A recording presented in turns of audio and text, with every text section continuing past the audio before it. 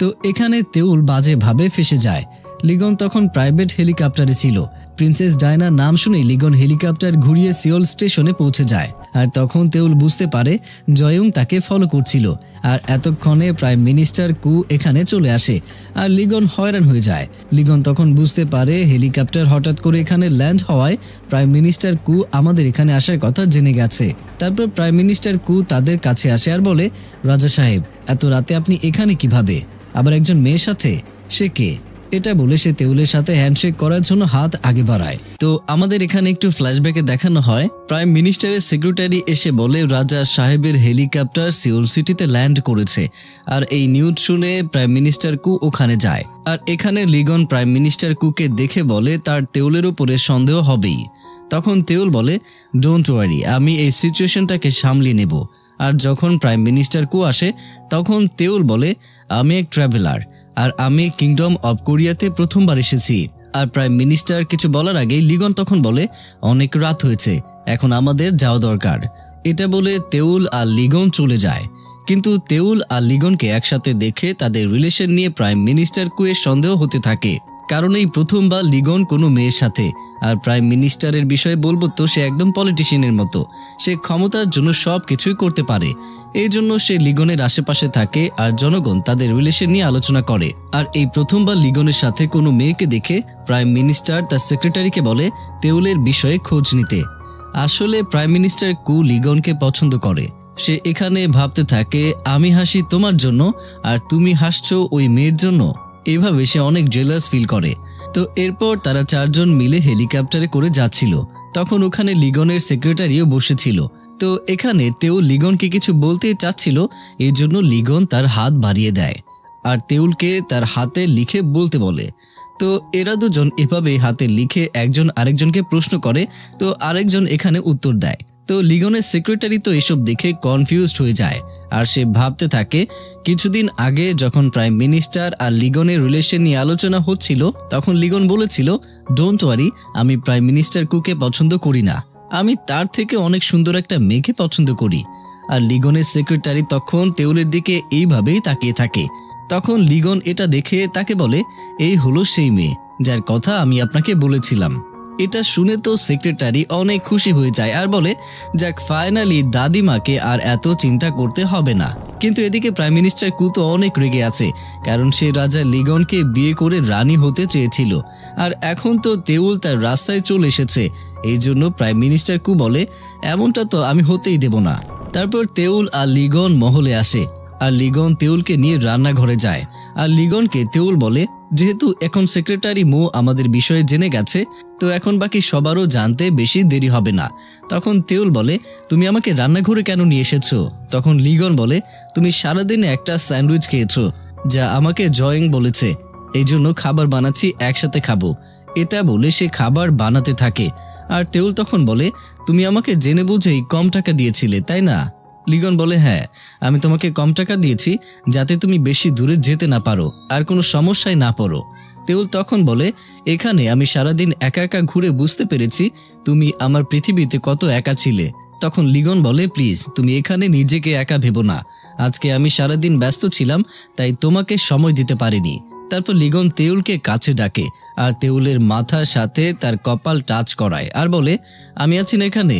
এটা শুনে তেউল একটু রিল্যাক্স ফিল করে। আর লিগন বলে, কালকে রাতে ইন্টারনেটে আমার কোনো গার্লফ্রেন্ড আছে কিনা জানতে পেরেছো? তেউল তখন এই টপিক চেঞ্জ করে দেয় আর বলে, মনে হচ্ছে তুমি অনেক ভালো খাবার বানাতে পারো। লিগন বলে, মনে হয় বানাতে পারি, কারণ দাদিমা আমাকে খাবার বানানো শিখিয়েছেন। তারপর তেউল লিগনকে বলে, আমি তোমার বাবা আর লিরিমের বিষয়ে জানতে পেরেছি আর তুমি অনেক ভালো একজন মানুষ হয়ে বড় হয়েছো। আর তখনই তেউলের নজর পড়ে লিগনের ঘাড়ে, যেখানে লিরিম 25 বছর আগে জাদুকরি বাঁশি দিয়ে আঘাত করেছিল। আর তেউল কিছু বলার আগে লিগন তেউলকে সব বলে দেয়। তো তেউলের এখানে অনেক খারাপ লাগে। তখন লিগন বলে, এমন কাহিনী শুনে অন্তত আমার সাথে হাগত করতে পারো।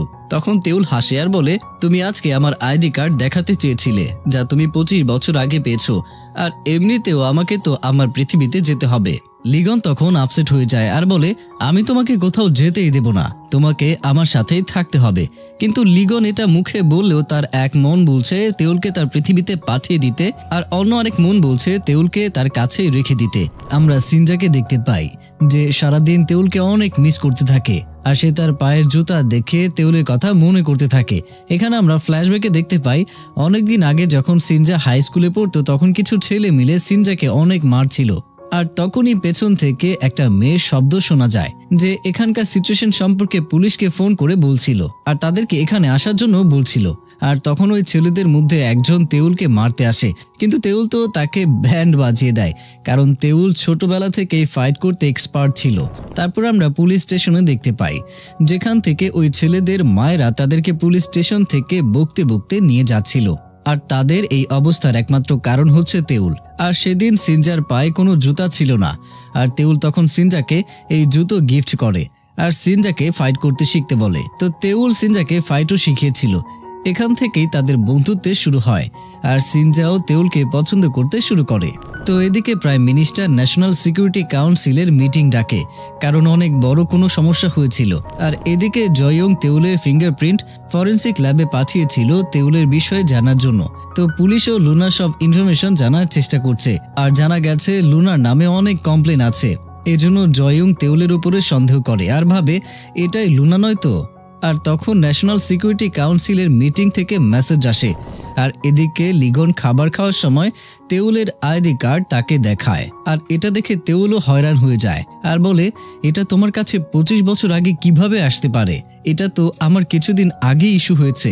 তখন লিগন বলে, এটা তো আমিও জানি না, কিন্তু 25 বছর আগে আমি এক ব্যক্তির কাছ থেকে এটা পেয়েছি, আর ওই ব্যক্তির থেকেই সবকিছু শুরু হয়েছে, আর ওই ব্যক্তিকে আমি সারা জীবন ধরে খুঁজে যাব।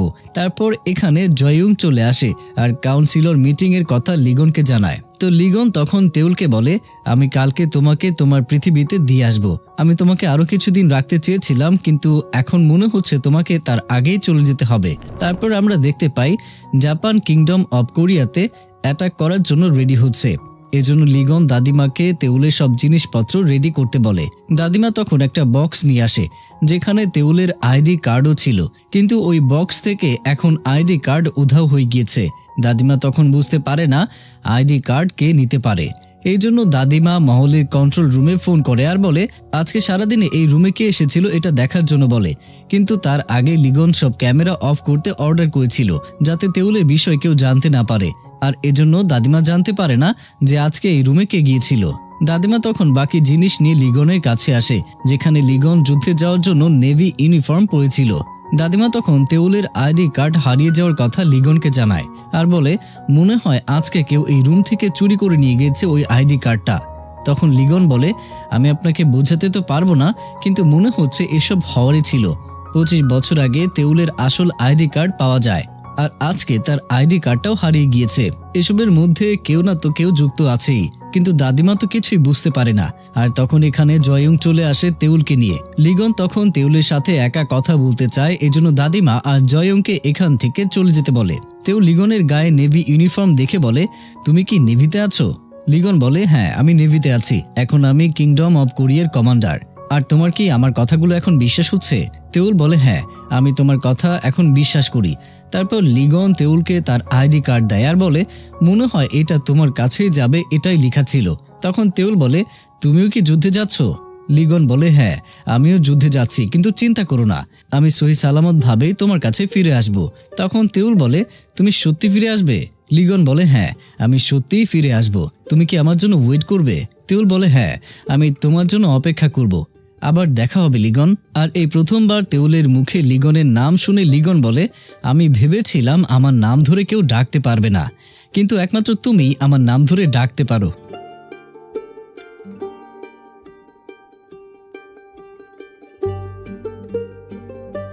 তো যাই হোক, তারপর লিগন তেওলকে দক্ষিণ কোরিয়াতে দিয়ে আসে। আর তেওল ঘরে গিয়ে তার বাবাকে জড়িয়ে ধরে আর বলে আমি তোমাকে অনেক মিস করেছি বাবা। কিন্তু তেওলের বাবা তেওলকে বাইরের ঘোরার কথা জিজ্ঞেস করে। তেওল তখন বলে সে তার বাড়িতে চলে গিয়েছে। তখন তেওলের বাবা বলে কাউকে না বলে চলে গেছে, আজব মানুষ, আমরা এতদিন তার ঘোরার খেয়াল রেখেছি আর সে না বলেই চলে গেছে। তখন তেউল বলে সে আমাকে বলেছে কিছুদিন পরেই চলে আসবে। তারপর তেউল পরের দিন কাজে যায়। আর ওদিকে তো জাপানের আর্মিরা কোরিয়ার উপরে অ্যাটাক করতে যাচ্ছে। কোরিয়াও রেডি ছিল, শুধু নিচেই নয় আকাশেও তারা প্লেন নিয়ে রেডি ছিল। কোরিয়ার রাজা জাপানের আর্মিদের উপরে ওয়ার্নিং ফায়ার করতে বলে। তো এটা হবে কোরিয়ার ফার্স্ট এবং জাপানের লাস্ট ওয়ার্নিং। তাতেও যদি ওরা না যায় তাহলে যুদ্ধ শুরু হয়ে যাবে। তারপর কোরিয়ার সেনারা ওয়ার্নিং ফায়ার করে। আর এটা দেখে জাপানের আর্মিরা বুঝে যায় কোরিয়া অনেক শক্তিশালী হয়ে এসেছে। এই জন্য জাপান আর্মি কোরিয়ার বাউন্ডারি সীমানা থেকে চলে যায়। আর এখানে আর লড়াই করার প্রয়োজন হয় না। তো এদিকে তেউল সন্ধ্যায় ঘরে আসে। তেউল তো লিগনকে অনেক মিস করতে থাকে। আর সে তার পকেট থেকে ফ্লাওয়ারের চারা গাছের বীজের প্যাকেট বের করে। তখন আমরা ফ্ল্যাশব্যাকে দেখতে পাই যখন লিগন কিংডম অব কোরিয়া থেকে তেউলকে তার পৃথিবীতে দিতে আসছিল, তখন তারা প্যারালাল ওয়ার্ল্ডের সেই রাস্তার মধ্যে ছিল। তখন তেউল কিছু ফুলের বীজ সেখানকার মাটিতে পুঁতে দেয়। তখন লিগন বলে এখানে না হাওয়া আছে, না পানি আছে, না বাতাস আছে, তো এখানে ফুল কিভাবে হবে? তখন তেউল বলে তা আমরা কিভাবে বুঝতে পারবো, কারণ এখানে তো কেউ আগে এরকম করেনি, তাই আমি এই ফুলের বীজ এখানে পুঁতে দিলাম। তারপর আমরা দেখতে পাই তেউল ওই ফুলের বীজ তার ঘরের সামনেও রোপণ করে। আর ওদিকে প্রাইম মিনিস্টারের সেক্রেটারি জানায় রয়্যাল মহল থেকে জানতে পেরেছে রাজার কোনো মেহমান এসেছে, যাকে রাজা নিজে তার সাথে করে নিয়ে এসেছে, কিন্তু তার চেহারা কেউ দেখেনি। আর ওই মেহমান আসার পরে মহলে অনেক কড়া সিকিউরিটি দেওয়া হয়েছে। তখন প্রাইম মিনিস্টার কু বলে আমি তাকে দেখেছি, কাল রাতে সিউল সিটিতে রাজা সাহেবের সাথে যে মেয়েটা ছিল ওই মেয়েটিই রাজা সাহেবের কাছের মেহমান। এই জন্য ওই মেয়ের বিষয়ে যা আছে সব ইনফরমেশন খুঁজে বের করো। তারপর আমরা প্রাইম মিনিস্টার কুর পরিবারের বিষয় জানতে পারি। তার পরিবারে শুধু তার মা আছে। আর প্রাইম মিনিস্টার কুর মা মাছ বাজারে মাছ বিক্রি করেন। আর তিনি অনেক ভালো একজন মানুষ। তারপর একদিন একজন বাজারে ভুলে ছাতা রেখে চলে গিয়েছিল। আর ওই ছাতা কুরমা অনেক সাবধানে আর যত্ন সহকারে রেখেছিলেন। তো এদিকে তেউল একটা মার্ডার কেসের রিপোর্ট দেখছিল। তো এখানে লিগনের রেখে যাওয়া নোট দেখে আবারও লিগনের কথা তার মনে পড়ে যায়। তারপর আমরা ফ্ল্যাশব্যাকে দেখতে পাই লিগন যখন তেউলকে কিস করেছিল তখন তো তেউল অনেক হয়রান হয়ে গিয়েছিল। আর তেউল তো শুধু লিগনকেই দেখছিল। তারপর তেউল লিগনকে বলে তোমার কাপড় খুলো। তখন লিগন বলে এত তাড়াতাড়ি? তখন তেউল বলে তোমার কাঁধে কি কোনো অদ্ভুত জিনিস আছে? লিগন বলে তুমি কিভাবে জানো? তেউল বলে জয়ং আমাকে বলেছিল আমার কারণে নাকি তোমার কাঁধে কোনো চিহ্ন তৈরি হয়েছে।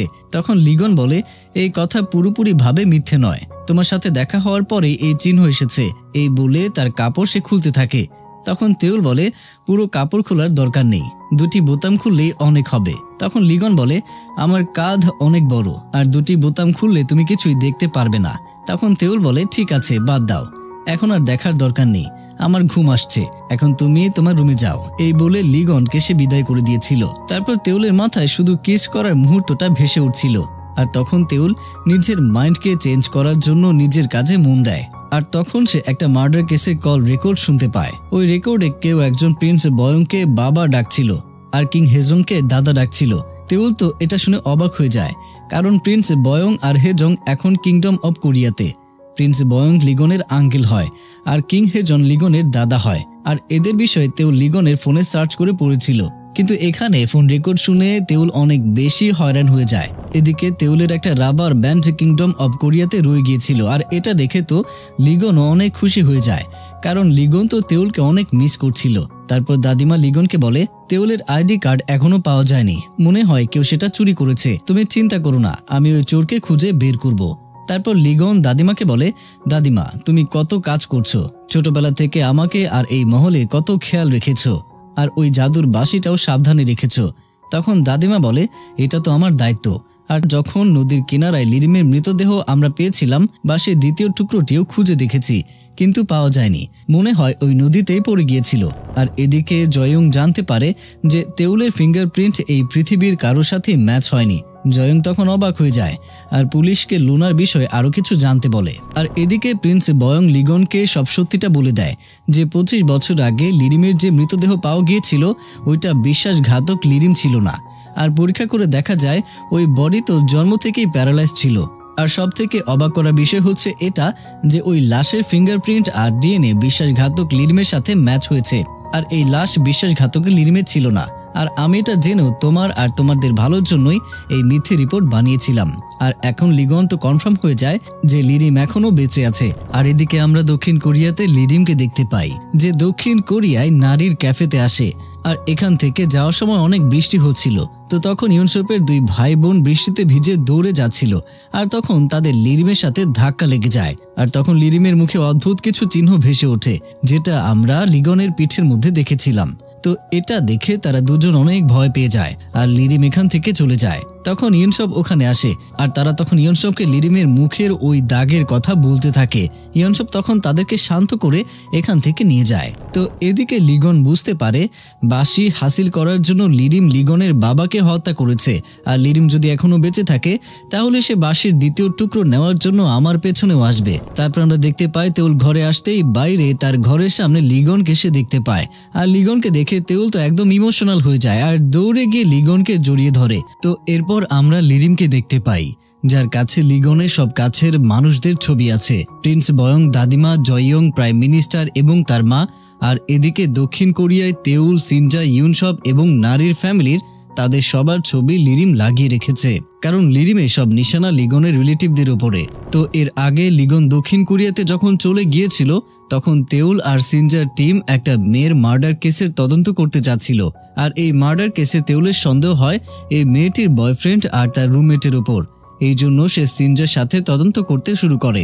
আর এদিকে দাদিমা সানির সাহায্যে একটা মেয়েকে ধরে ফেলে যে মহলের সব সিক্রেট বাইরে ছাড়তো। আর এজন্যই সবাই জেনে গেছে লিগনের গার্লফ্রেন্ড আছে, কিন্তু মেয়েটি বলে সে তেউলের আইডি কার্ডটা চুরি করেনি। এই জন্য দাদিমা সানিকে নিয়ে মহলের সব কর্মীদের উপরে নজর রাখতে শুরু করে। আর এদিকে এই মরে যাওয়া মেয়েটির বিষয়ে জানা যায় ওই মেয়েটির একটা বয়ফ্রেন্ড ছিল আর তার সাথে মেয়েটির সম্পর্ক খুব একটা ভালো ছিল না। হতে পারে তার বয়ফ্রেন্ডই তাকে খুন করেছে। আর এই জন্য তেউল আর সিনজার টিম ওই মেয়েটির বয়ফ্রেন্ডকে খুঁজতে শুরু করে। তখন দেখা যায় লিরিমের একটা লোক লুকিয়ে সিনজার উপরে নজর রাখছিল। আর এদিকে কিংডম অব কোরিয়াতে লিগন তার সব কাজ শেষ করে তার ঘোড়া নিয়ে ব্যাম্বো ফরেস্টের দিকে চলে যায়, কিন্তু সেখানে গিয়ে সে জয়ংকে তার সামনে দেখতে পায়, কারণ জয়ং জানতো লিগন তার সব কাজ শেষ করে আবারও পালিয়ে যাওয়ার চেষ্টা করবে। আর লিগনও বুঝতে পেরেছিল, কারণ এই জন্য আজকে মহলে গার্ড কম ছিল। তারপর জয়ং বলে আপনার সাথে ধোঁকা হচ্ছে, কারণ আপনি যাকে তেউল ভাবছেন সে এখানকার একজন চোর আর সে অনেক বড় বড় ক্রাইম করেছে, ইভেন তার নামে পুলিশ স্টেশনে অনেক রিপোর্টও আছে। তখন লিগন তো হয়রান হয়ে যায় আর বলে তার মানে তেউলের চেহারার ব্যক্তিও আছে। তখন জয়ং বারবার বলে ওই মেয়ে কোনো লেফটেন্যান্ট নয়, বরং লুনা নামের একজন চোর, আর এখন তাকে পুলিশ খুঁজছে। আর মনে হয় এই বিষয়ে আপনিও জানেন, এই জন্য আপনি যেখানে যান আমাকে সাথে করে নিয়ে যান, আর নয়তো আমার লাশের উপর দিয়ে আপনাকে যেতে হবে। তারপর লিগন বলে আচ্ছা ঠিক আছে, তাহলে চলো আমার সাথে। আর লিগন এখানে আগেই তার মহলে বলে এসেছিল জয়ং কিছুদিনের জন্য ছুটিতে যাবে। এই জন্য জয়ং এর ফোনে মেসেজও চলে আসে, কারণ লিগন জানতো যে জয়ং তাকে আটকানোর জন্য এখানে আসবে। তারপর সে জয়ংকে বলতে থাকে এখন যা ঘুরতে যাচ্ছে সেটা দেখে ঘাবড়ে যেও না। তো এরপর তারা বাঁশির সাহায্যে প্যারালাল ওয়ার্ল্ডের দরজা খুলে ফেলে। আর এটা দেখে তো জয়ং অবাক হয়ে যায়। তারপর আমরা দক্ষিণ কোরিয়াতে লিরিমকে দেখতে পাই। ওখানে তার কাছে অনেক বড় বিজনেসম্যান আসে আর অনেক অ্যাটিটিউড দেখায়। আর তখনই হঠাৎ করে সময় থেমে যায়। আর তখন লিরিম বুঝতে পারে লিগন দক্ষিণ কোরিয়াতে এসেছে। আর কিছুক্ষণের ভেতরেই সবকিছু নর্মাল হয়ে যায়। আর লিরিম ওই বিজনেসম্যানের ছেলেকে মেরে ফেলে আর তার জায়গায় কিংডম অব কোরিয়া থেকে তার চেহারার ব্যক্তিকে নিয়ে আসে। আর এদিকে কিংডম অব কোরিয়াতে দাদিমা লিগনের রুমে একটা চিঠি পায়। চিঠিতে লেখা ছিল দাদিমা আমি কিছুদিনের জন্য বাইরে যাচ্ছি, আর আপনি চিন্তা করবেন না, জয়ং ও আমার সাথেই আছে, আমরা আগামী ফ্রাইডেতেই ফিরে আসব। এই জন্য আপনি দয়া করে সব সময়ের মতো এইবারও মহলের খেয়াল রাখবেন। তখন দাদিমা লিগনের জন্য অনেক চিন্তা করে। আর এদিকে তেউল পুলিশ স্টেশনে কিছু কাজ করছিল।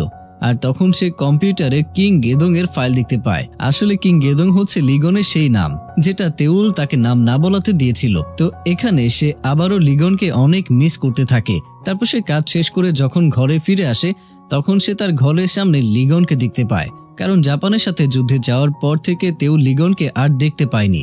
তখন লিগন বলে কেমন আছো তুমি, তুমি কি আমার জন্য অপেক্ষা করেছিলে? তেউল তখন হাসে আর বলে হ্যাঁ, আমি তোমার জন্য অপেক্ষা করেছিলাম। এটা বলে তেউল লিগনকে দৌড়ে এসে জড়িয়ে ধরে আর লিগনও খুশি হয়ে যায়। তারপর লিগন তেউলকে নিয়ে তার ঘরে যায়। আর ওখানে গিয়ে তেউল জয়ংকে দেখে একদম অবাক হয়ে যায়। তেউল তখন জয়ংকে ইয়নসব ভাবতে থাকে আর বলে এটা তোমার কেমন হাল, আর কেমন ড্রেস পরেছো? তুমি কাবি আর ইউনবিকে কোথায় রেখে এসেছো? তখন জয়ং তো তেউলকে অবাক হয়ে শুধু দেখতেই থাকে। আর তেউলের তখন ডাউট হয় আর লিগনকে জিজ্ঞেস করে, এটা আবার জয়ং নয় তো? তখন লিগন বলে, হ্যাঁ, আমার সাথে ওকে আনতে হয়েছে, নয়তো ও আমাকে একা আসতেই দিচ্ছিল না। তেউল তো অনেক চিন্তায় পড়ে যায় যে এখানে জয়ংকে কেউ দেখলে কি হবে। তখন লিগন বলে, চিন্তা করো না, কিচ্ছু হবে না। আর তখনই এখানে ইউনসব চলে আসে। আর যখনই জয়ং আর ইউনসব একজন আরেকজনকে দেখতে পায়, দুজনেই একদম অবাক হয়ে যায়। আর ইউনসব তো একদম হয়রান হয়ে যায়, আর এই জন্য সে জ্ঞান হারিয়ে ফেলে। তেউল তখন ইউনসবকে চেক করতে যায় আর ইউনসবের গালে অনেক জোরে জোরে থাপ্পড় দেয়। এর ফলে তার হুঁশটাও ফিরে আসে। তারপর ইউনসব তেউলকে বলে, এখানে কি হচ্ছে? আমি এখনই আমার সামনে কাউকে দেখলাম, একদম আমার মতো। তারপর সে উঠে দাঁড়ায় আর জয়ংকে দেখে বলে, ওয়াও, এ তো একদম আমার মতো দেখতে। তারপর একজন আরেকজনকে বলতে থাকে, তুমি কে? কিন্তু ইয়নসব তো এখনো অনেক কনফিউজড হয়ে আছে।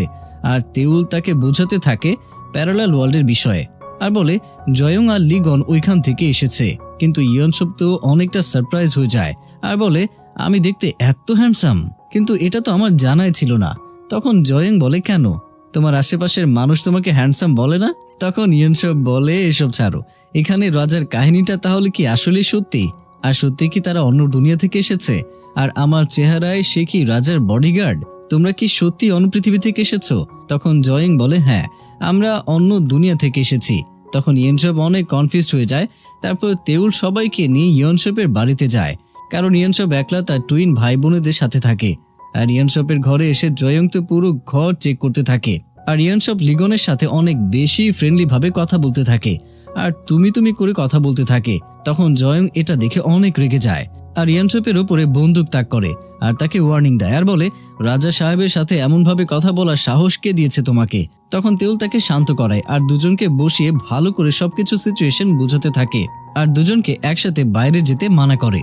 তখন দুজন তো একদম প্রতিযোগিতা শুরু করে দেয় যে কে আগে বাইরে যাবে। তারপর লিগন দুজনকে থামিয়ে দেয় আর তেউলকে নিয়ে ডিনার করতে বাইরে যায়। জয়ং এখানে সবগুলো ছবি দেখতে থাকে। জয়ং আর ইয়নসবের বাবা মাও দেখতে একই রকম, কিন্তু জয়ং এর ভাই বোন নেই। আর এই বিষয়টা ইয়নসবকে জয়ং বলে দেয়। তখন ইয়নসব বলে, আমার বাবা মা বোসানেই থাকেন আর মনে হয় তোমার বাবা মার সময় নেই, এজন্য তোমার ভাই বোনও নেই। তখন জয়ং বলে, তাদের অনেক আগেই ডিভোর্স হয়ে গিয়েছে। তখন ইয়নসব জয়ংকে সরি বলে, কিন্তু তারপরেও তাদের হিংসা চলতেই থাকে। আর এদিকে তেউল আর লিগন তো ডিনার করতে এসেছে। তেউল এখানে ইউজ করার জন্য লিগনকে একটা মোবাইল ফোন দেয় আর তার চেনা জানা সবার নাম্বার সেখানে সেভ করে দেয়। লিগন তখন তেউলকে বলে, আমি তোমাকে অনেক মিস করেছি। তেউলে বলে, আমিও তোমাকে অনেক মিস করেছি। লিগন তো সারাক্ষণ তেউলের হাত ধরেই বসেছিল আর দুজন মিলে ডিনারে অনেক আনন্দ করছিল, অনেক সুন্দর একটা মুহূর্ত কাটাচ্ছিল। তখন তেউল সানগ্লাস পরে নেয় আর লিগনকে বলে, আমি তোমাকে এক জায়গায় নিয়ে যেতে চাই, যেখানে আমি সব সময় যেতে চেয়েছি। তো এরপর তেউল লিগনকে নিয়ে একটা শপে যায় আর সেখানে গিয়ে বন্দুকের গুলির নিশানা সঠিকভাবে লাগিয়ে সে অনেকগুলো গিফট জিতে নেয়। লিগন তো এতক্ষণ ধরে তেউলের শুটিং দেখে একদম হয়রান হয়ে যায়। তারপর তারা দুজনে একসাথে বাড়ির দিকে রওনা হয়। তেউল তখন তার শুটিং এ সুনাম করতে থাকে, কারণ তেউল পুলিশ সেক্রেটারিতে বেস্ট শুটার ছিল। তারপর দুজনে কথা বলতে বলতে আসতে থাকে। এক পর্যায়ে লিগনকে তেউল ওই অডিও রেকর্ডের কথা জানায়। লিগন তো এটা শুনে অবাক হয়ে যায়। তারপর আমরা লিরিমকে দেখতে পাই, যে দক্ষিণ কোরিয়াতে বসে নিউজ পেপার পড়ছিল। তখন লিরিমের ড্রাইভার আসে। লিরিমের ড্রাইভার লিরিমের অনেক কাছের লোক। লিরিমের ড্রাইভার তখন লিরিমকে বলে, আমাদের তার পরের প্ল্যান কি? তখন লিরিম বলে, যা ভেবে রেখেছি তাই হবে। তো এদিকে তেউল আর লিগন ওই অডিও রেকর্ড শুনছিল। রেকর্ড শুনে লিগন বুঝতে পারে আর বলে, এটা কিংডম অফ কোরিয়ার কথা, কিন্তু এই রেকর্ড এই পৃথিবীর কোনো ব্যক্তির ফোনে কেন থাকবে? তখন তেউল লিগনকে এসব থেকে দূরে থাকতে বলে আর বলে, এটা আমার কেস তো আমাকেই তদন্ত করতে হবে, তাই না? যে আমাদের দুই পৃথিবীর মধ্যে কি সব শুরু হচ্ছে এটা আমাকে জানতেই হবে। এরপর লিগন লিরিমের মৃত্যুর রিপোর্ট দেখায় আর শুরু থেকে সবকিছু বলে যে এই জাদুর বাঁশির লোভে আমার আঙ্কেল আমার বাবাকে হত্যা করেছে আর এই বাঁশি দুটুকরো হয়ে গিয়েছিল। তার অর্ধেক আঙ্কেলের কাছে আর আমার কাছে আছে অর্ধেক। আর এই বাঁশির টুকরোর সাহায্যে ব্যাম্বো ফরেস্টের দরজা খুলেছে আর লিরিম তোমাদের পৃথিবীতে এসেছে। তোমার পৃথিবীর লিরিমকে হত্যা করে কিংডম অফ কোরিয়াতে সে ফেলে দিয়েছিল, যাতে আমরা বুঝতে পারি লিরিম মারা গেছে, কিন্তু সে এখনো জীবিত আছে আর সে আমার মতোই দুই পৃথিবীতে যাওয়া আসা করতে পারে আর সে জীবিত আছে। ওর বয়স এখন 69 বছর হবে। এজন্য তুমি তার ফিঙ্গারপ্রিন্ট আর ডিএনএ কারোর সাথে ম্যাচ করে কিনা সেটা দেখো, আর লিরিমের চেহারা খুঁজে দেখো, যাতে আমরা জানতে পারি সে এত বছর ধরে এখানে কি করছে।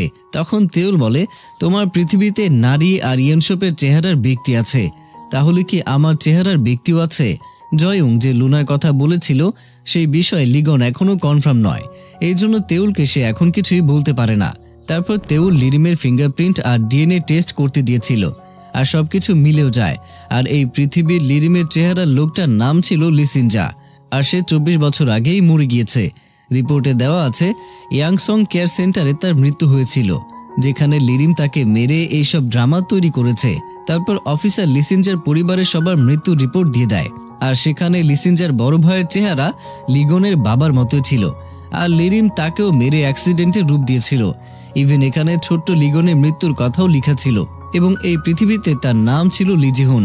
তেওল কিংডম অফ কোরিয়াতে লিগনের ছোটবেলার ছবি দেখেছিল, এই জন্য তেওল চিনতে পারে লিজিহুনের ছোটবেলার ছবি দেখে। তো এদিকে আমরা লিগনকে দেখতে পাই।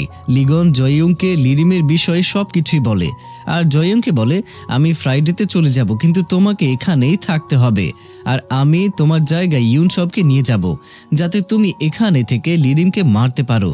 আর যদি আমি কিংডম অফ কোরিয়াতে লিরিমকে দেখতে পাই, তাকে ওখানেই মেরে ফেলবো। কিন্তু জয়ং এখনো কিছু বিশ্বাস করতে পারছিল না, আর তখনই এখানে সময় থেমে যায়। তখন লিগন বুঝতে পারে লিরিম এক পৃথিবী থেকে অন্য পৃথিবীতে চলে যাচ্ছে, কিন্তু লিগন এটা বুঝতে পারে না যে এই লিরিম এই পৃথিবীতে আসছে নাকি কিংডম অফ কোরিয়াতে চলে গেছে। লিগন তখন ফিল করে এবার সময়টা একটু বেশি থেমে গিয়েছিল। এই জন্য লিগন জয়ংকে বিশ্বাস করানোর জন্য একটা কাগজে কিছু একটা লিখে আর জয়ংয়ের পকেটে রেখে দেয়। কিছুক্ষণ পরে যখন সবকিছু নর্মাল হয়ে যায়, তখন লিগন জয়ংকে তার পকেট চেক করতে বলে। জয়ং তখন কাগজটা পায়, আর সেখানে এটা লেখা ছিল, এতটুকু প্রমাণ কি যথেষ্ট? আর তখন জয়ং সব কিছু বিশ্বাস করে, কিন্তু জয়ং লিগনের জন্য অনেক চিন্তা করতে থাকে। লিগন তখন বলে, আমি আমার খেয়াল রাখতে পারবো, লিরিমের ওই বাঁশির দ্বিতীয় টুকরোটা দরকার হবে, আর সে এটা হাসিল করার জন্য অবশ্যই আসবে, আর সে এই পৃথিবীতেই আছে, আর তুমি তাকে চিনতে পারবে।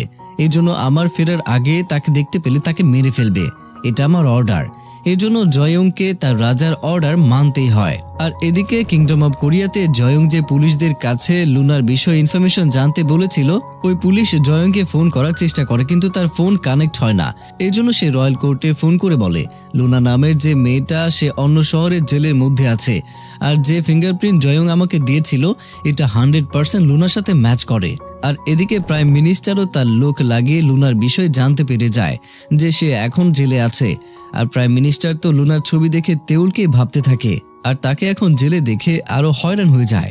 এই জন্য সে লুনাকে দেখতে যাওয়ার জন্য রেডি হয়ে যায়। আর তখনই প্রাইম মিনিস্টারের মায়ের নামে একটা পার্সেল আসে, আর সে এটা খুলে দেখতে পায় ওটাতে একটা নিউজ পেপার ছিল। আর এটা সেই নিউজ পেপার যেটা লিরিমও পড়েছিল, যেখানে লেখা ছিল USA president Donald Trump north কোরিয়ার প্রেসিডেন্ট কিম জমের সাথে দেখা করতে আসছে। আর নর্থ কোরিয়া প্রেসিডেন্টের নাম শুনে প্রাইম মিনিস্টার খুব হয়রান হয়ে যায়, কারণ এই পৃথিবীতে নর্থ কোরিয়া আর সাউথ কোরিয়া কখনোই আলাদা দেশ বানানোই হয়নি, এটা শুধু কিংডম অফ কোরিয়া। আর এই জন্য এটা ফেক নিউজ পেপার মনে করে প্রাইম মিনিস্টার কু এটা সাইডে রেখে দেয়। আর এদিকে লুনা জেল থেকে ছাড়া পায়। প্রাইম মিনিস্টার কু লুনার সাথে দেখা করতে আসে, আর লুনার সামনে গিয়ে বলে, দ্বিতীয়বার দেখা হয়ে ভালো লাগলো, চিনতে পেরেছো আমাকে? তখন লুনা হুডি সরিয়ে প্রাইম মিনিস্টার কুর কাছে যায়। তো এদিকে আমরা তেওলকে দেখতে পাই। তেওল তার আইডি কার্ড দেখছিল আর ভাবছিল, যখন তেওল লিগনকে বলেছিল যে আমার চেহারার ব্যক্তি তোমার পৃথিবীতে আছে নাকি, তখন লিগন বলেছিল, আমার এখন জানা নেই, তবে তোমার চেহারার মতো ব্যক্তি থাকতেও পারে। তো এদিকে আমরা লিরিমকে দেখতে পাই যে কিংডম অফ কোরিয়ার বুক শপে এসেছে, আর এখানকার বইয়ের মধ্যে তেওলের আইডি কার্ড সে পেয়ে যায়। তেওলের আইডি কার্ডটি মহলের কর্মী লিরিমের যেখানে স্পাই সে লিগনের রুম থেকে চুরি করে এখানে লিরিমের জন্য রেখে গিয়েছে, আর সাথে একটা চিঠি দিয়েছে। চিঠিতে লেখা ছিল, এটা রাজা সাহেবের মেহমান, যাকে রাজা সাহেব কিছুদিন আগে মহলে এনেছিল। তখন লিরিমের লোক এসে বলে, এই আইডি কার্ড এই পৃথিবীর নয়, আর এই মেয়েও এই পৃথিবীর না, কিন্তু তার চেহারার মতো একজন আছে যার নাম হচ্ছে লুনা, আর সে অনেক ক্রাইম করেছে, কাউকে মারা প্রয়োজন বা চুরি, লুনার টাকার জন্য সবকিছুই করতে পারে। তখন লিরিম বলে, এটা তো আমাদের প্ল্যান ছিল না, কিন্তু যেহেতু লিগন ওই মেয়েকে এই পৃথিবীতে এনেছে, তাহলে ওই মেয়ে তার অনেক কাছের, এই জন্য লিরিম তার লোকজনদেরকে বলে লুনাকে খুঁজে নিয়ে আসতে। আর তখন বুকশপের বাইরে আমরা একটা ছেলেকে দেখতে পাই যে নিজে নিজেই খেলছিল। তো এদিকে আমরা প্রাইম মিনিস্টার কুকে দেখতে পাই যে কিনা লুনার সাথে দেখা করতে গিয়েছিল। প্রাইম মিনিস্টার লুনাকে তেউল ভেবেই কথা বলছিল। প্রাইম মিনিস্টার কু তখন লুনাকে বলে, তুমি তো বলেছিলে তুমি একজন ট্রাভেলার, তাহলে তুমি জেলে কিভাবে আসলে? তখন লুনা বলে, আমি তোমার সাথে কখনো দেখা করিনি। কিন্তু প্রাইম মিনিস্টার বারবার বলাতে লুনা তখন রেগে গিয়ে প্রাইম মিনিস্টারকে ধমক দিতে থাকে। তখন কু বলে, সত্যি কি তুমি না যাকে আমি সিউল সিটিতে রাজা সাহেবের সাথে দেখেছিলাম? তখন লুনা প্রাইম মিনিস্টারের হাত চেপে ধরে আর বলে, তুমি কার কথা বলছো? আমি না তোমার সাথে কখনো দেখা করেছি আর না কখনো তোমার সাথে আমার কথা হয়েছে। তখন প্রাইম মিনিস্টার বলে, তাহলে কি তোমার কোনো যমজ বোন আছে? তখন লুনা বলে, তুমি তো প্রাইম মিনিস্টার, তোমার তো আমার বিষয়ে সব জানা আছে, আর যদি আমার কোনো যমজ বোন থাকে তাহলে তো তুমি জানতে, আর যদি সত্যি এমন থাকে তাহলে আমাকে জানিয়ে দিও, আমিও তাকে দেখতে চাই সে কি সত্যি আমার মতো দেখতে নাকি। আর এটা বলে সে এখান থেকে চলে যায় আর একটা কফি শপে গিয়ে একটা লোককে মারতে থাকে। এরপর তাকে একটা নিরিবিলি জায়গায় নিয়ে গিয়ে তার কাছ থেকে 20 মিলিয়ন টাকা চায়, কারণ এই লোকের জন্য লুনাকে জেলে যেতে হয়েছিল আর সে লুনার 20 মিলিয়ন টাকা খরচ করেছে। এই জন্য লুনা তাকে ওয়ার্নিং দেয় আর বলে, আমার 20 মিলিয়ন টাকা ফিরিয়ে দাও, আর নয়তো তোমার ছেলে কালকে সূর্য দেখতে পারবে না। আর এদিকে আমরা তেউলকে দেখতে পাই যেখানে তেউল ইয়াংসং কেয়ার সেন্টারে এসেছে, যেখানে গাদ্দার লিরিম তার চেহারার মতো লিরিম আর তার ভাইয়ের মৃত্যুর রিপোর্ট বানিয়েছিল। তেউল এখানকার স্টাফকে এদের বিষয়ে বলে, কিন্তু এখানকার ম্যানেজার তেউলকে কিছুই বলে না আর বাহানা করে বলে, এত পুরনো রিপোর্ট আমাদের কাছে নেই। এখন তেউল বুঝতে পারে এই মেডিকেলেও লিরিমের লোক কাজ করে। তারপর প্রাইম মিনিস্টারকে তার মা ফোন করে। তখন কু তার মাকে নিউজপেপারে কথা বলে। কুর মা বলে, আমি তো কোনো নিউজপেপার তোমাকে পাঠাইনি। তখন কু বলে, কিন্তু আমাদের ঘরের ঠিকানায় তো এসেছে। কুর মা বলে, মনে হয় তোমার সাথে কেউ মজা করেছে। তারপর প্রাইম মিনিস্টারের মায়ের শপে লিরিম আসে আর বলে, কিছুদিন আগে আমি একটা ছাতা ভুলে রেখে গিয়েছিলাম, আপনি কি ওইটা রেখেছেন? কুর মা বলে, হ্যাঁ, আমি এটা খুব যত্ন করে রেখেছি। তখন লিরিমকে দেখে তার অনেক চেনা জানা মনে হয়, কিন্তু সে মনে করতে পারে না। এই জন্য লিরিমের ছাতা তাকে ফিরিয়ে দেয়। আর এদিকে আমরা বুকশপের বাইরে থাকা একটা ছেলেকে দেখতে পাই। আর তখন ওই ছেলেটার কাছে লুনা আসে আর তার কাছে কিছু চাইতে থাকে। তখন ছেলেটা বলে, তুমি খুব তাড়াতাড়ি জেল থেকে ছাড়া পেয়েছো। ছেলেটা লুনাকে একটা চাবি দেয় আর লুনা তখন তার জ্যাকেট খুলে ছেলেটাকে দেয় আর বলে, এটা পরে নাও, নয়তো ঠান্ডা লেগে যাবে। এটা বলে লুনা চলে যায়। আর এদিকে তেউল আর সিনজা ওই মেয়েটির কেসের তদন্ত করছিল। তাদের সন্দেহ হয় ওই মেয়েটির রুমমেটের উপর, এই জন্য তেউল আর সিনজা তদন্ত করতে শুরু করে। এদিকে লিগন জয়ংকে এই পৃথিবী ঘোরাতে নিয়ে আসে। এখানকার একটি ফেমাস খাবার খাওয়াতে একটা রেস্টুরেন্টের সামনে আসে তারা। জয়ংকে সে মাস্ক পরিয়ে দেয় যাতে তাকে কেউ চিনতে না পারে। তখন ওই রেস্টুরেন্ট থেকে কিছু গুন্ডা বের হয় যাদেরকে লিগন একবার মেরেছিল। ওই গুন্ডারা এখন লিগনের থেকে বদলা নিতে চায়। তখন লিগন বলে, একটু সাবধানে থাকো, আমি তো তোমাদেরকে খুব আদর করে মেরেছিলাম, কিন্তু আমার সাথে যে আছে সে তোমাদেরকে খুব খারাপ ভাবে মারবে। আর তখন জয়ং বলে, আমি তো মারার জন্য কোনো চিন্তাও করিনি। তখন লিগন বুঝে যায় এটা ইয়নসব। তখন লিগন ইয়নসবকে বলে, তুমি এখানে, তো জয়ং কোথায়? তখন ইয়নসব বলে, আমি জানি না, জয়ং আমাকে তার জায়গায় যেতে বলেছে, এই জন্য আমি এখানে চলে এসেছি, কিন্তু আমি মারামারি করতে পারি না। এটা বলে ইয়নসব এখান থেকে দৌড়ে পালিয়ে যায় আর একটা জায়গায় লুকিয়ে পড়ে। লিগন একাই সব গুন্ডাদেরকে মারতে থাকে আর এর ভেতরেই আসল জয়ং মুখে মাস্ক লাগিয়ে এখানে চলে আসে আর সবাইকে একদম ব্যান্ড বাজিয়ে দেয়। তখন গুন্ডাদের মধ্যে একজন জয়ং এর মাস্ক টেনে খুলে ফেলে আর তখন পুলিশও চলে আসে। আর ওরা তখন জয়ংকে দেখে ইয়নসব ভাবতে থাকে আর তাকে এভাবে ফাইট করতে দেখে একদম অবাক হয়ে যায়, কারণ ইয়নসব ছিল পুলিশ একাডেমির সবচেয়ে বোকা ব্যক্তি আর সে কখনো ফাইট করতে পারেনি। তখন জয়ং তাদের আইডি কার্ড দেখে বুঝতে পারে এরা সবাই ইয়নসবের সিনিয়র। এই জন্য জয়ং ও ইয়নসবের মতোই কথা বলতে শুরু করে আর বলে, এই গুন্ডারা আমার বন্ধুকে বিরক্ত করছিল, এজন্য আমি তাদেরকে একটু শিক্ষা দিলাম। ইয়নসবের এমন সাহস দেখে অফিসাররা তো একদম খুশি হয়ে যায় আর ওই অফিসাররা লিগনের সাথে পরিচিত হতে বলে। লিগন তার পরিচয় দিতে যাবে, তখন জয়ং লিগনকে বলে, আরে চল না, দেরি হয়ে যাচ্ছে। এটা বলে জয়ং লিগনকে নিয়ে চলে যায় আর রুমে এসে লিগন জয়ংকে বলে, কিছুক্ষণ আগে কি হলো এটা? তুমি আমাকে তুই করে বলছিলে। তখন জয়ং বলে পরিস্থিতির শিকার হয়ে ইয়নসপের মতো বলতে হয়েছে। তখন লিগন বলে আমার অটুট তলোয়ার আমার সাথে এরকম ভাবে ব্যবহার করতে পারে না।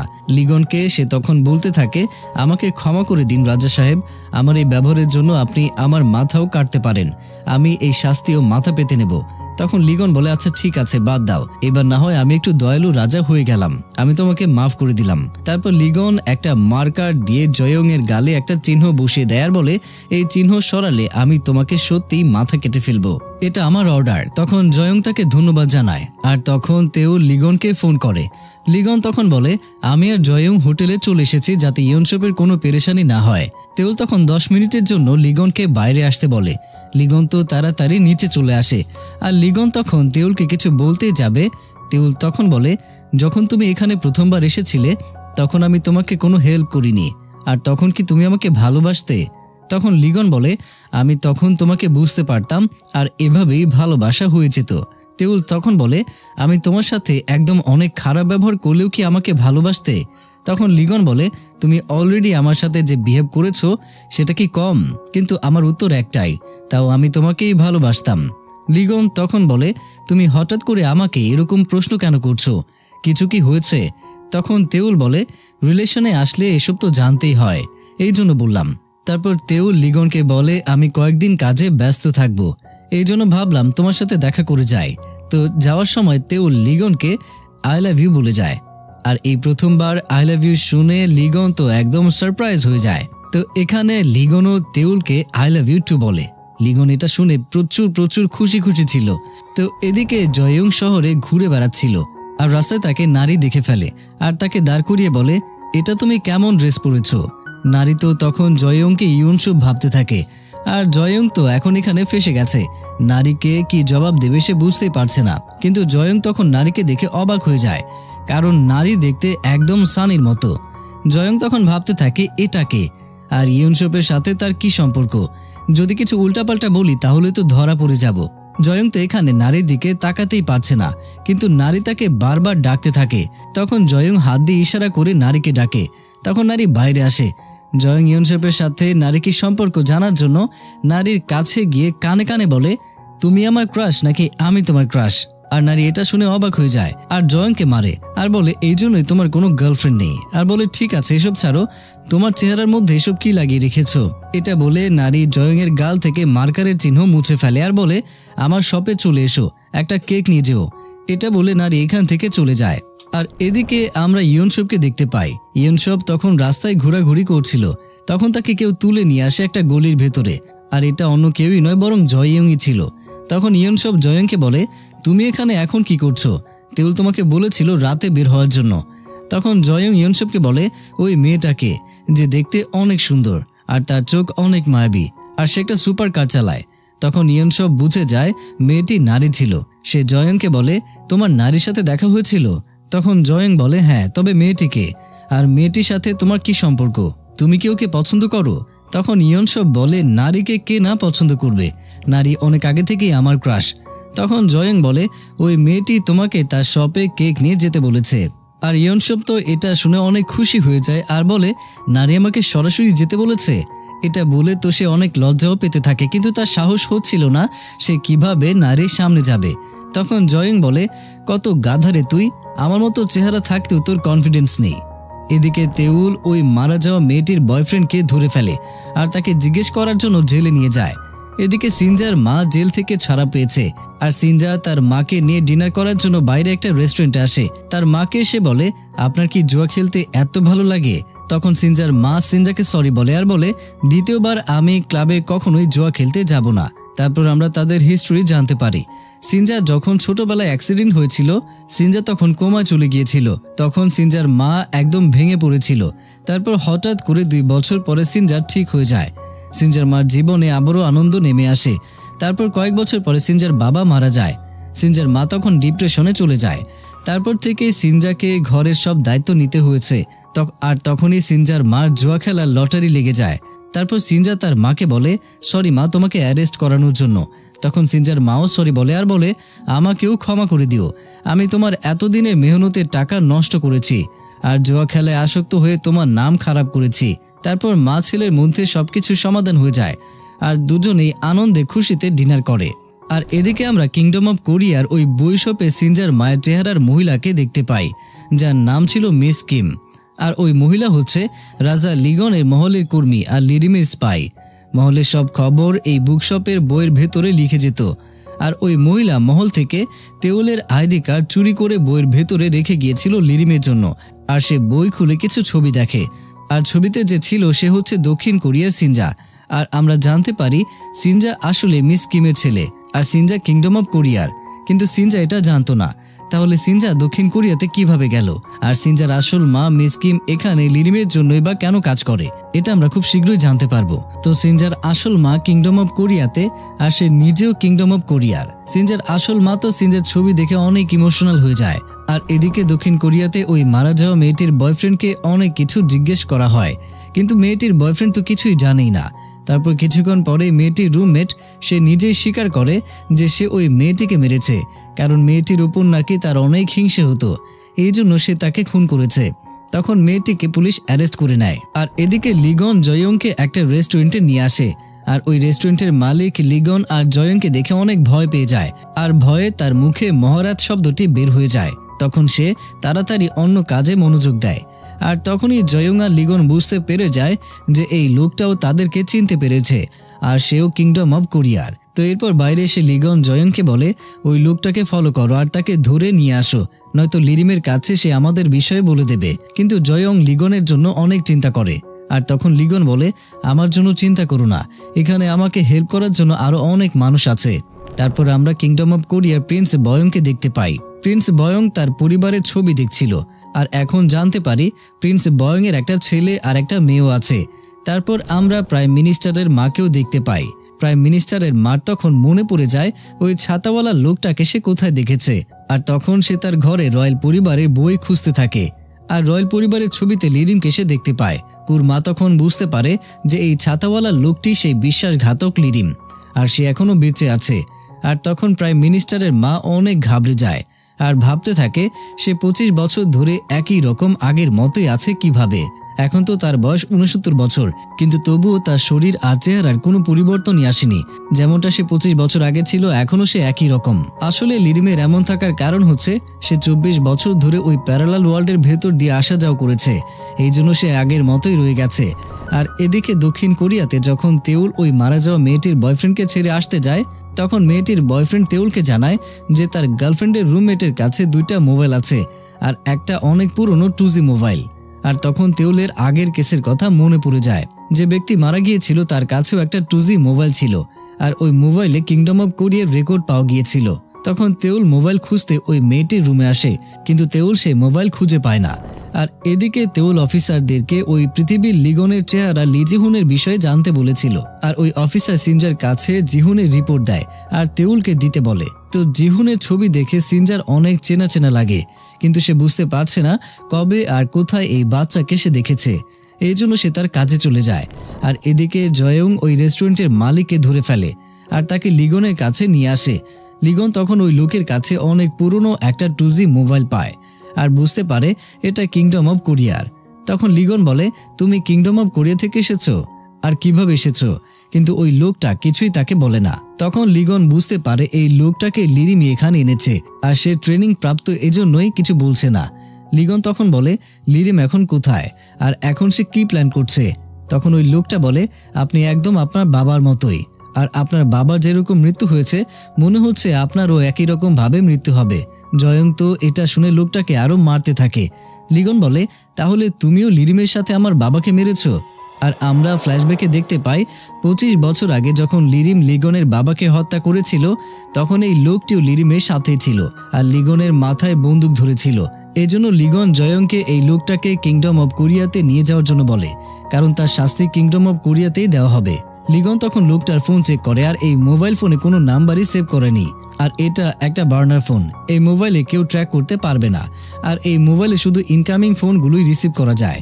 আর এদিকে ওই মেয়েটির খুনি তার রুমমেটের সাথে জেলে কেউ দেখা করতে আসে, আর তখনই লাইট অফ হয়ে যায়, আর অন্ধকারের মধ্যেই লিরিমের ড্রাইভার আসে আর মেয়েটাকে বার্নার মোবাইলের বিষয়ে জিজ্ঞেস করে।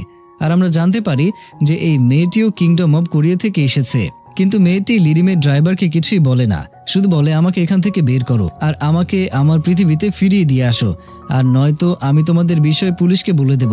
তখন ড্রাইভার বলে, তুমি ওই মেয়েটিকে কেন মেরেছ? তখন মেয়েটি বলে, সে আমাকে ওই টুজি ফোনে কথা বলতে শুনে ফেলেছে, এই জন্য আমি তাকে খুন করেছি, আর এখন আমাকে তাড়াতাড়ি এখান থেকে বের করো, কারণ আমাকে আমার পৃথিবীতে যেতে হবে। তখন লিরিমের ড্রাইভার আবারও বলে, তুমি মোবাইলটা কোথায় রেখেছো? তখন মেয়েটি বলে, আমি ওই মোবাইল অনেক ভালো একটা জায়গায় লুকিয়ে রেখেছি, আর এখন আমাকে বের করো, নয়তো আমি পুলিশকে মোবাইলের বিষয়ে সব কিছুই বলে দেব। ড্রাইভার তখন মেয়েটিকে ভয় দেখায় আর বলে, মোবাইলের বিষয়ে যখন বলতে পারবে তখন আমাকে স্মরণ করো, আর এই জেলের ভেতরেও আমাদের অনেক লোক আছে, তোমাকে একদম মেরে ফেলবে। তখন মেয়েটি তো অনেক ভয় পেয়ে যায়।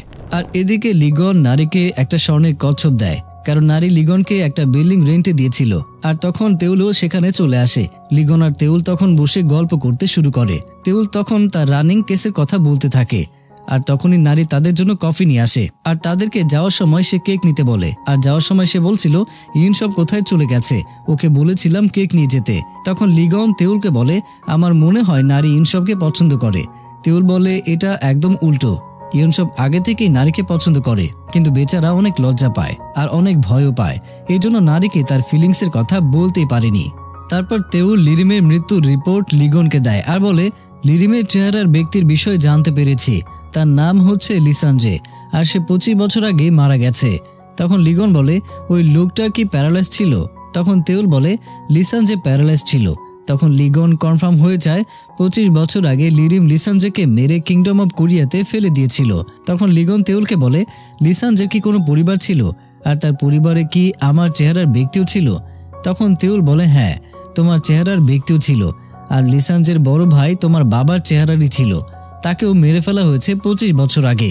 আর তোমার চেহারার ব্যক্তিও ছিল তোমার ছোটবেলার চেহারার, কিন্তু তাকেও 25 বছর আগে মারা হয়েছে, যখন তার 8 বছর বয়স ছিল। তার নাম ছিল জিহুন।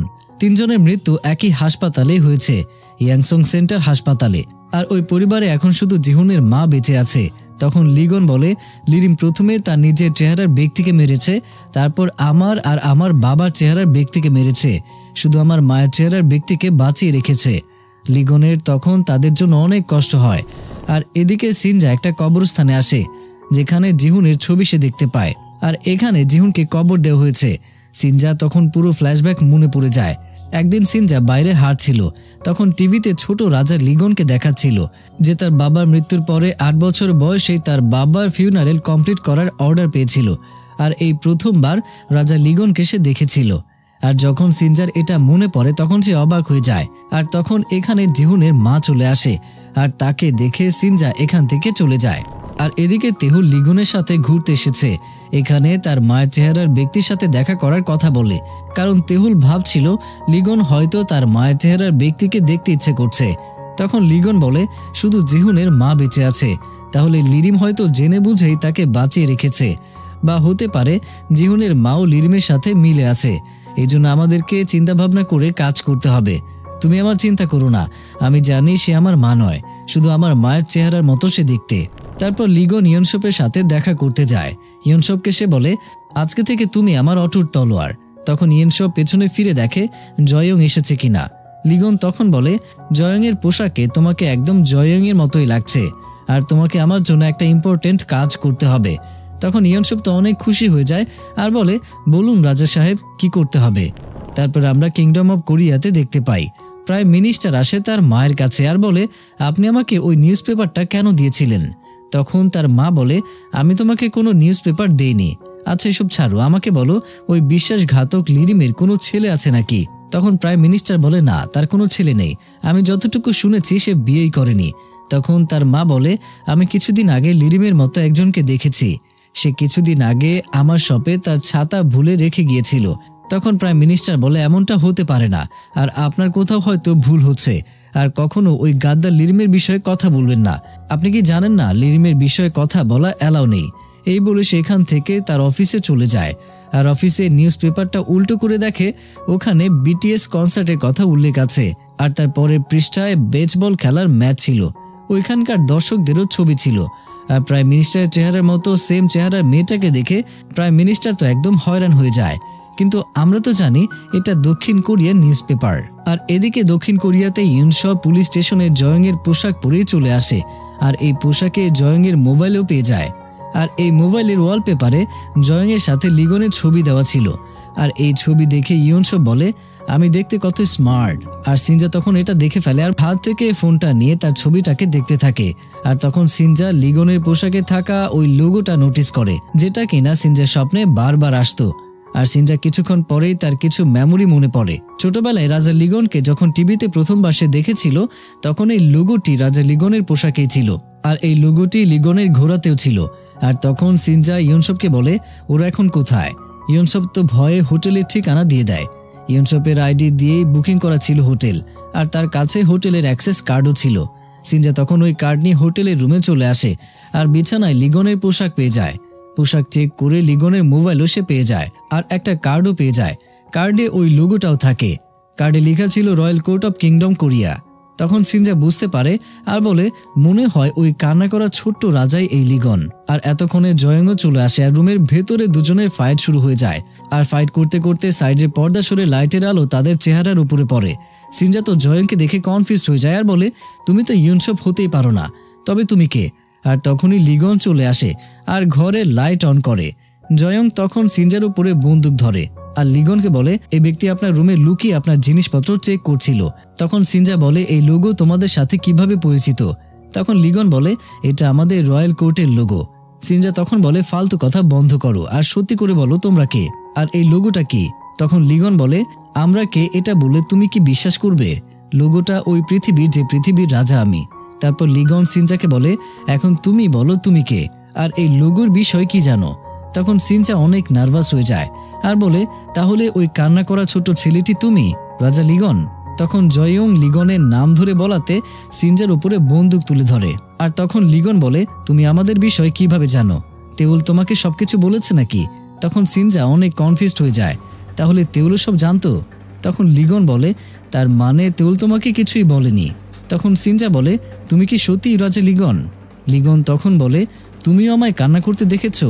তাহলে তুমিও আমার পৃথিবীর? না জানি লিরিম কিংডম অফ কোরিয়া থেকে আরো কত মানুষকে এখানে এনেছে। তখন সিনজা লিগনের কলার ধরে বলে, সত্যিটা বলো। তখন লিগন বলে, আমার মনে হয় আমি তোমার রাজা। আর তখন সিনজা অবাক হয়ে যায়। আর এখানেই এই পার্টটিও শেষ হয়ে যায়।